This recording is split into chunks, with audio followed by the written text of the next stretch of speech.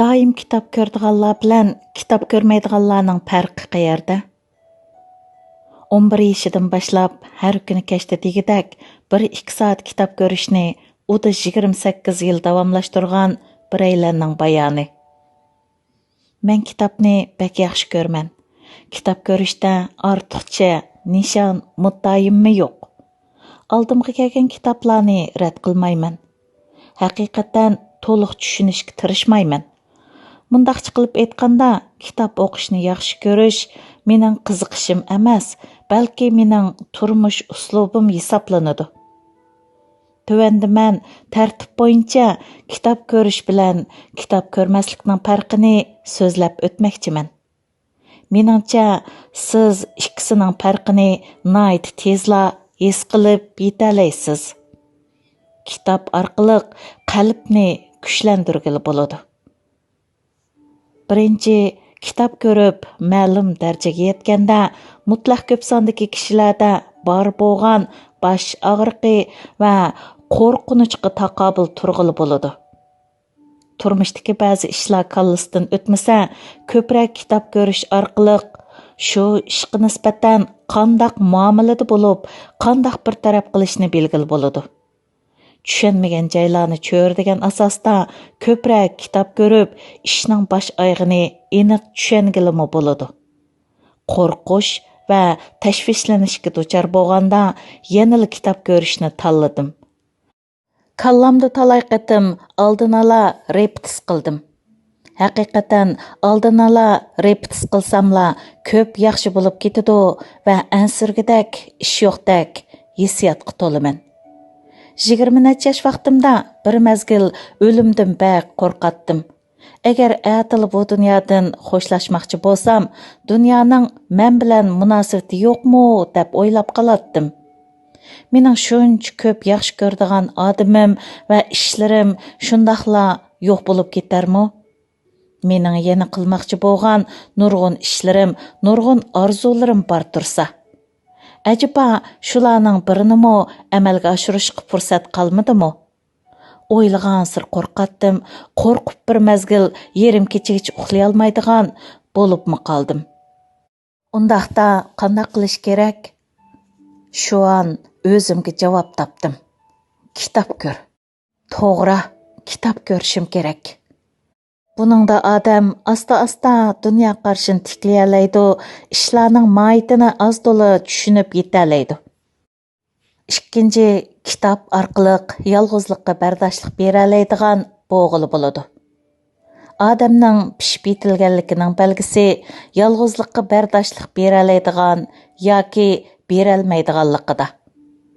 Ba'zilar bir kun sirtqa chiqib, aylanib kelmasa, chiday olmaydi. Ba'zilar kun bo'yi boshqalarning o'zini tushunmay qilishidan ansirab, o'zini to'xtamay tushundirdi. Yana ba'zilar boshqalardan ayib izlashni yaxshi ko'rdi. Xuddi hamma ishda o'zining to'g'ridak o'ylaydi. Amaliyotda ko'pinchisining ko'ngli parakanda. Yolg'izlikqa chidamaydi, bu dunyodan ayrilib qolishdan qo'rqidi. Haqiqiy o'zi bo'lishdan bosh tortadi. Bundaq ahvollarda qanday qilish kerak? Taklifim yanada kitob ko'rish kerak. Kitobni ko'p ko'rsangiz, asta-asta tafakkur qilishni o'rganasiz. Aqllar bilan asta-asta do'st bo'lasiz. Yolg'izlik bilan do'st bo'lasiz. Chidig'ili bo'lmaydigan ish yo'qligini bayqaysiz. Hatto odamning tanho chog'laridan huzurlanishga bo'ladiganligini bayqaysiz. Chunki bu chaqda siz butun dunyo bilan ichki aloqa o'rnatgan bo'lasiz. 3.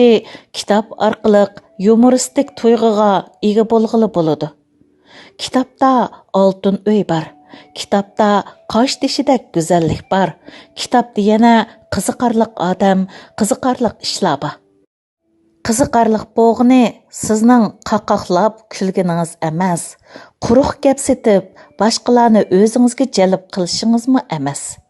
Balki u nihoyat qiyin va uzun jarayonda qo'lga keladigan qimmatlik, isil ruhdan iborat va yana siz dunyoni, jamiyatni, odam bilan odam o'ttirsidagi o'zaro bog'lanishni күзетіш jarayonida bayqagan o'xshamasliklar.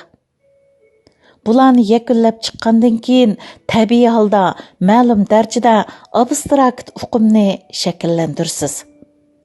Agar shaylar haqida ba'zida xiyolga cho'msangiz, ba'zida ma'nili kulib qo'yganligingizning o'zi bo'lsa, dal turmushning haqiqiy qiyofatini to'nib yetgandan keyingi soddiliq va qizg'inligingiz bo'lib hisoblanadi. Shuning bilan birga kitobni ko'p ko'rgan siri tabiiyla yumoristik bo'lib ketasiz. 4. Kitob orqali hodisadan o'tib mohiyatni ko'rish iqtidorini dastlabki qadamda hozirlig'ili bo'ladi. Har bir odamning o'ziga xos bir yurish, bilish sistemasi bo'ladi. Farqi bo'lsa, qaysi sistemaning bilish iqtidorining kuchli bo'lganligida. Kitobni ko'p ko'rgan odamning bilish sistemasi yuzaki bo'lmaydi. Birli nuqtadan bo'lmaydi. Yuzaki tadqiq qilib to'xtab qolmaydi.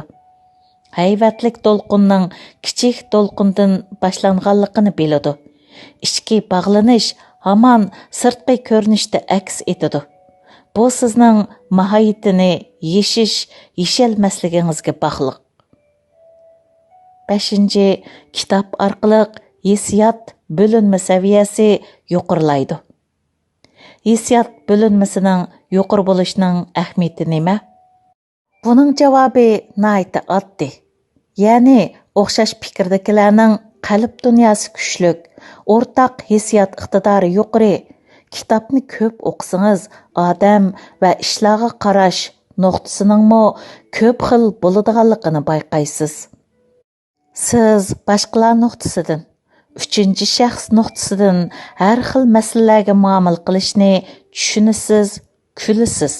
Shuning bilan bir vaqtda siz asta-asta boshqalarning ro'yi kayfiyatini his qila olasiz ham tushuna olasiz. Muvofiq boshlanish nuqtasi tepib, o'zingizga qanoat tuyg'usi topa olasiz. Hissiyot bo'linma saviyangizmi tabiiy yuqorilab ma'di. Tarjim qilguvchi Rana. Ablaz Uyg'urning Facebook betidan elindi.